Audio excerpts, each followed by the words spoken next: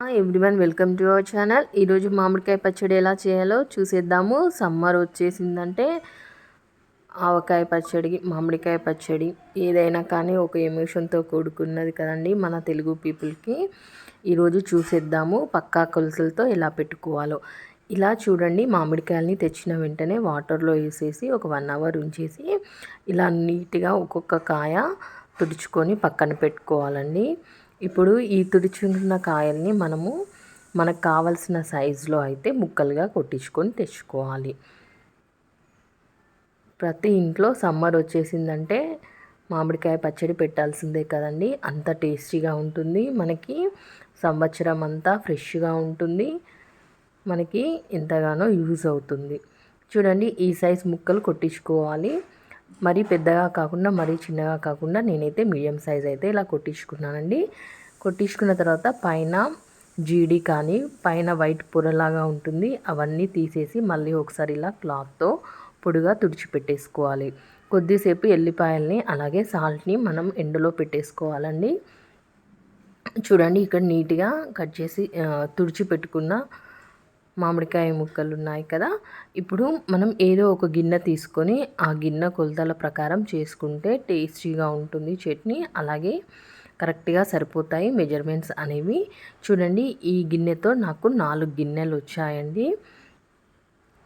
4 గిన్నెలు అంటే మనకి ఒక 2 kgs అయితే కాయలు అయ్యాయి నాకు. సో ఈ గిన్నెతో మనము ప్రతిదీ వేసుకుంటే సరిపోతుంది. సాల్ట్ మనం వేసుకున్నాక ఒకవేళ తక్కువైతే తర్వాత 3 days తర్వాత కూడా కలుపుకోవచ్చు అండి. 2 kgsకి మెజర్మెంట్స్ చూద్దాం.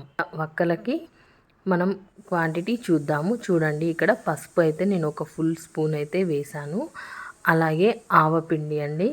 ఆవపిండి మీకు ఎక్కువగా అయితే దీన్ని నిండుగా వేసుకోండి, కొంచెం తక్కువ తినేవాళ్ళు ఈ క్వాంటిటీ వేసుకుంటే సరిపోతుంది.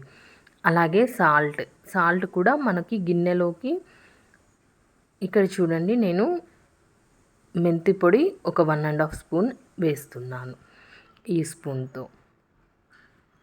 అలాగే సాల్ట్ అండి, సాల్ట్ వచ్చేసి 3/4 ఆ గిన్నెతో వేసుకుంటున్నాను. అలాగే చూడండి, ఇక్కడ నేనైతే 2 kgలు కదండి, 2 kgలకి నేను ఇక్కడ కంప్లీట్గా 1 లీటర్ ఆయిల్ని అయితే యూస్ చేస్తున్నాను.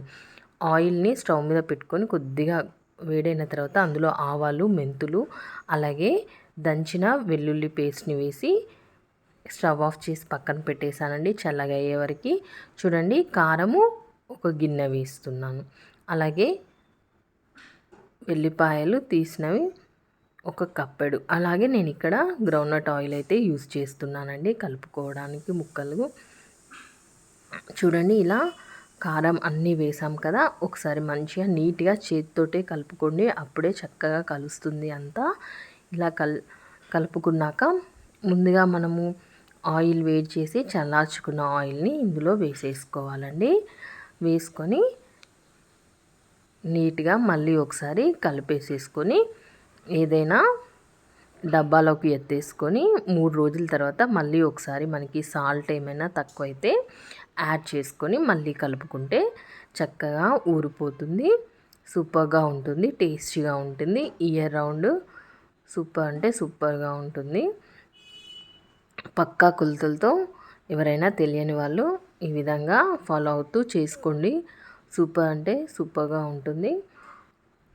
చూడండి, ఆయిల్ కూడా వేసాం కదా, ఇలా నీట్గా కింది నుండి పై వరకు ఈవెన్గా కలుపుకోవాలండి.